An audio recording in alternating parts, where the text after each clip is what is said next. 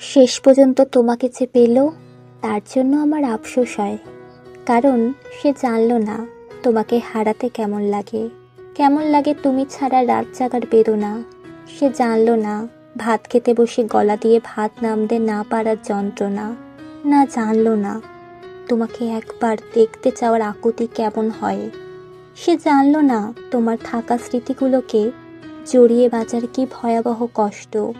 সে জানলো না তোমাকে পেয়ে হারানোর পর আমার দুনিয়া কিভাবে শূন্যতায় বাঁচে।